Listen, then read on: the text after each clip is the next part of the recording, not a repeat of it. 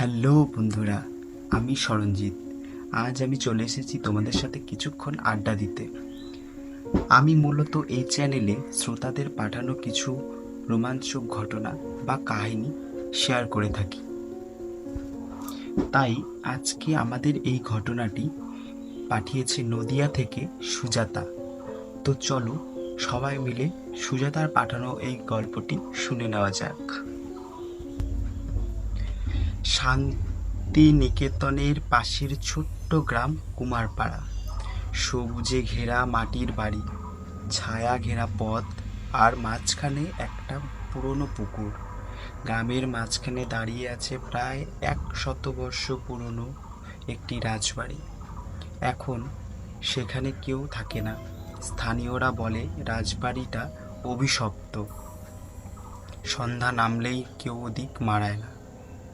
রুদ্র কলকাতার একটি বিশ্ববিদ্যালয়ের ইতিহাস বিভাগের গবেষক।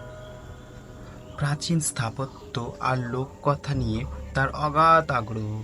সে কুমারপাড়ায় আসে রাজবাড়িটি নিয়ে গবেষণার জন্য, ক্যামেরা, নোটবুক আর কিছু প্রয়োজনীয় যন্ত্রপাতি নিয়ে। গ্রামের মানুষজন তাকে সাবধান করে। ওই বাড়িতে নিশির ডাক শোনা যায়, কেউ ফিরে আসে না। রুদ্র অবশ্য এসব বিশ্বাস করে না।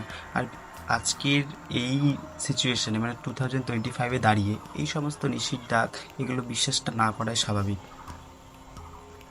সে ইতিহাস খোঁজে যুক্তির চোখে। রুদ্র দিনের বেলায় রাজবাড়ি ঘুরে দেখে। দরজায় ধুলো জমে আছে, মাকড়সার জাল, ভাঙা জানালা, আর ছাদের কড়িকাঠে বাদুড় ঝুলছে। কিন্তু সব কিছুর মাঝেও রাজবাড়ির স্থাপত্য তাকে মোহিত করে। সে নানা কোণ থেকে ছবি তোলে। দেয়ালে থাকা পুরনো রংচটা রাজপরিবারের ছবিগুলো খুঁটিয়ে দেখে। রাতে সে রাজবাড়ির নিচতলায় ক্যাম্প করে, ক্যামেরা বসায়, ভয়েস রেকর্ডার চালু রাখে।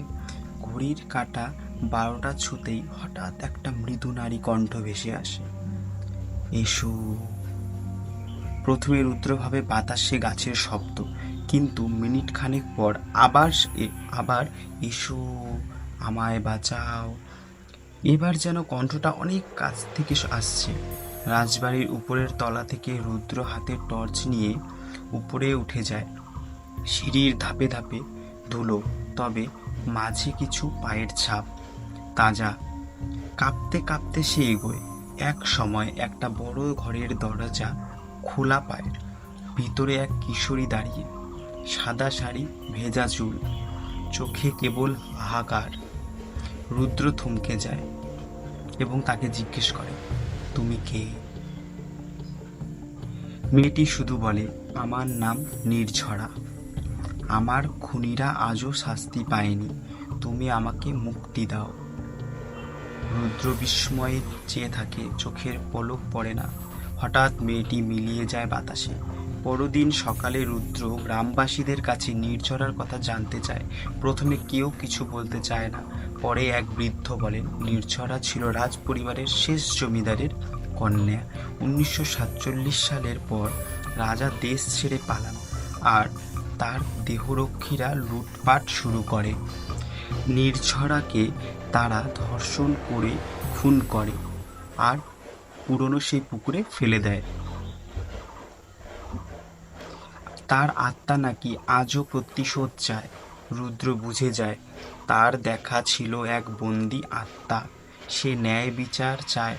রুদ্র কলকাতায় ফিরে পুলিশের কাছে পুরানো কেসের কাগজপত্র খোঁজে। কিছু রেকর্ড মেলে, কিন্তু অনেকটাই চাপা পড়েছে কালের অতলে। তবুও সে মিডিয়াতে বিষয়টি তোলে, একটা ডকুমেন্টারি বানায়। কয়েক মাসের মধ্যেই প্রশাসন পুরনো রাজবাড়ি সংরক্ষণের কাজ শুরু করে দেয়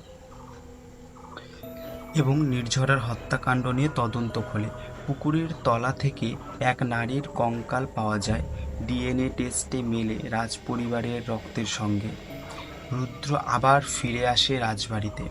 কঙ্কালটি সৎকার করার পর রাতে একবার তার ক্যামেরা চালু রাখে। ঠিক মধ্যরাতে ক্যামেরায় ধরা পড়ে নির্ঝরা শেষবারের মতো দাঁড়িয়ে আছে, চোখে শান্তি, মুখে এক ফোঁটা হাসি। সে ফিসফিস করে বলে, তারপর চিরতরে মিলিয়ে যায়। তো বন্ধুরা, ভূতের গল্প মানেই ভয় নয়, অতীতের অন্ধকার থেকে সত্যকে আলোয় আনার লড়াইও। নিশির ডাক কেবল একটি ভূতের গল্প নয়, এটি কারো জীবনের সাথে ঘটে যাওয়া কোনো সত্য ঘটনাও হতে পারে। তো বন্ধুরা, আজকের মতো এখানেই বিদায় নিচ্ছি। এরপর আবার আসব কারোর জীবনের কোনো নতুন ঘটনা নিয়ে। আর আপনি যদি চান আপনার জীবনের কোনো রোমাঞ্চকর ঘটনা বা কাহিনী আমাদের সাথে শেয়ার করতে, তাহলে ডেসক্রিপশনে দেওয়া মেইল আইডিতে মেইল করতে পারেন। আমি সরঞ্জিত আলোচনা করব আপনার জীবনের কোনো রোমাঞ্চকর ঘটনা বা কাহিনী। ততক্ষণ সবাই ভালো থাকবেন, সুস্থ থাকবেন।